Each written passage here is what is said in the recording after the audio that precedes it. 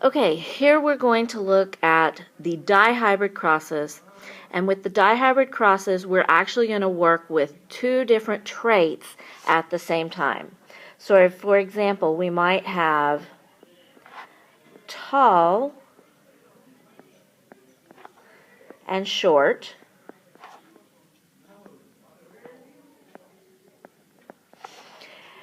And then we also have green and yellow. So you'll notice our tall, capital T is tall, so tall is dominant to short, and green is dominant to yellow. So this is one of the traits, this is the other trait. And so when we would write the parent genotypes, we would have to have both traits represented in the same parent genotype. So in the example that I've written right here, we have a heterozygous tall parent who is homozygous green. Okay, so that's the basic concept. Okay, so looking specifically at the cross that we're doing for the notes. We're dealing with gray and white, that's one of our traits, gray being dominant, and big and small with big as dominant. You'll notice those in the key on your paper. So to figure out what you write across the top and down the sides, we actually have to do a process called FOIL. And FOIL stands for first, outer, inner, and last. That should already be written on your notes paper. So if we have our parent, let's look at the father's genotype. The father's genotype is big G, little g, big B, little b. Okay? So for this father, we're going to start with first. So we're going to take the first letter from the first trait and pair it with the first letter for the second trait. So that would be a capital G, capital B. Okay? Then we're going to do outer. So you're going to take the outermost letter from the first trait and the outermost letter from the second trait. That's outer. And that will be capital G, little b. So that's our outermost. And our innermost. Okay. So then we go to I for inner. And so we're going to take the innermost from the first trait and go to the innermost on the second trait. So this is a little g, capital B. Now, this confuses people because you'll notice that we wrote the small g first, and normally we always write the capital first. But we have to keep the trait letters together. So in the original process, the parent, the G came first and then the B, so we always write the G first, even if it's a lowercase for the gametes. And then the last one that we need to do is last. So for last, we're going to take the last from the first trait and the last from the second trait. So it's a little g, little b. These are the letters we would then write across the top. One pair for each of the boxes. Okay. Because the mother has the exact same genotype, we only had to do the FOIL once. Okay. So you would do the exact same thing to get the gametes for the other parents. So now let's put our boxes together and see what we can do. So I'm going to draw my Punnett square, and this time it's a lot bigger. you will notice that instead of being a 2 by 2, this one is a 4 by 4. So there's 4 that way and 4 that way. So we're going to take the parent genotypes that we had, that we just did from FOIL. So we had a capital G, capital B, a capital G, little b, a little g, capital B, and a little g, little b. And we write that for each, because we got the same for each parent, we write that for each parent.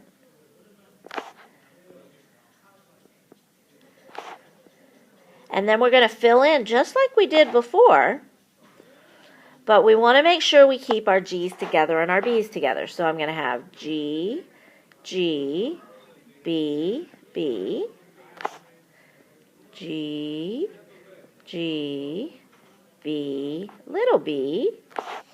But I'm still doing down and over just like I did before, but we're just making sure we group the two alleles for the same trait.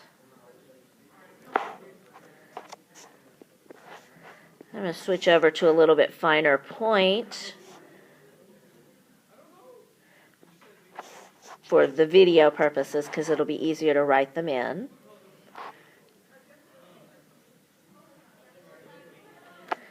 Okay, so we get them all filled in just like we did previously.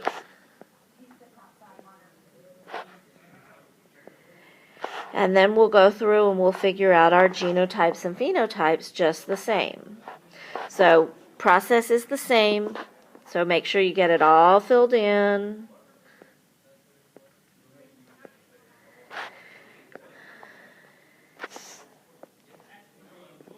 Okay, so you get it all filled in and you have all the different things, and then you're going to go through and you can figure out the genotypes and phenotypes. So we're going to do a few of them.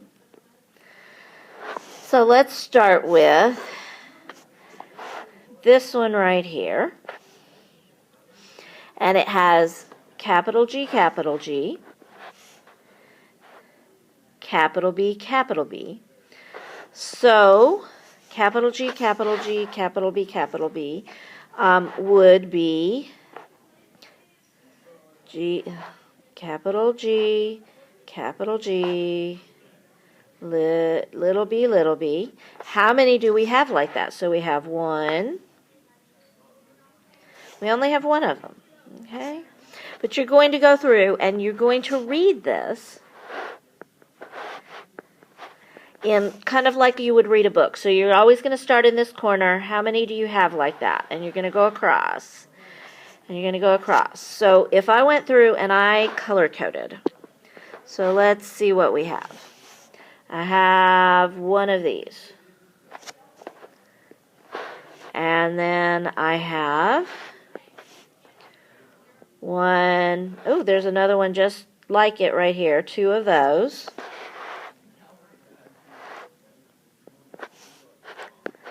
And then I have two that look like that. But see how I'm reading across the line and then looking to see if anybody else matches it. Okay, and here, let's see, one. Ooh, here's another one. 2, 3, 4.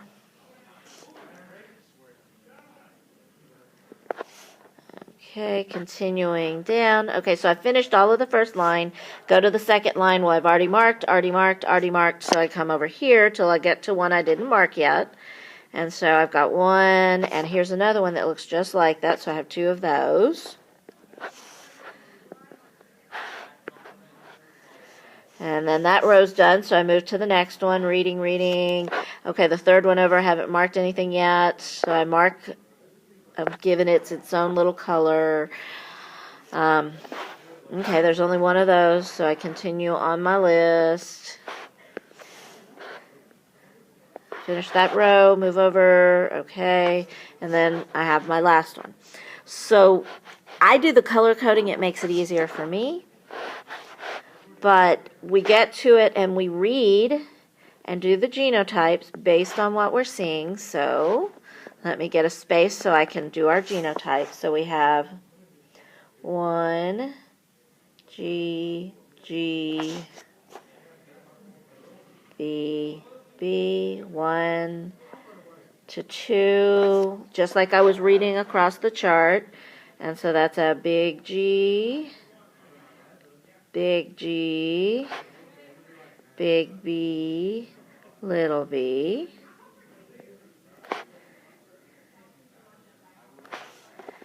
And that's going to be a big G, little g, big B, big B. And see how I'm listing all of the different genotypes out. And so I'm just going to keep reading along until I have them all written out. Okay. And then the phenotypes, so that's our genotypes.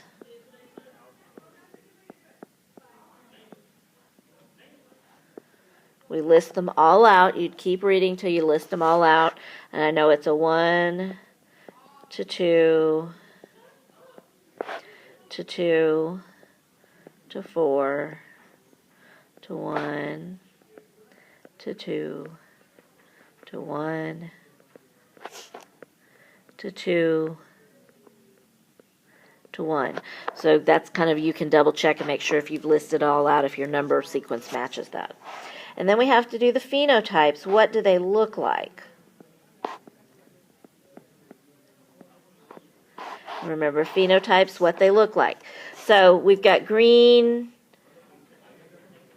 big, green, big, green, big. There's a total of 9 green, big. There's 3 green, small. There's 3 white, big. And there's 1 white, small. So the hard part about the dihybrids is that first point where you have to do the FOIL. So let's try one more FOIL just to make sure you understand the FOIL. So let's say I have a big G, little b, little b. Okay? And we're going to FOIL it. So we have F is first. So that's G, little b. And then we have outer, the 2 outermost, big G, little b. And then we have inner, little g, little b. And then we have last. So that'll be little g, little b. In this case, did we get a set and a set? Yes, and that's okay. But we still did the FOIL process. Hope this video helps.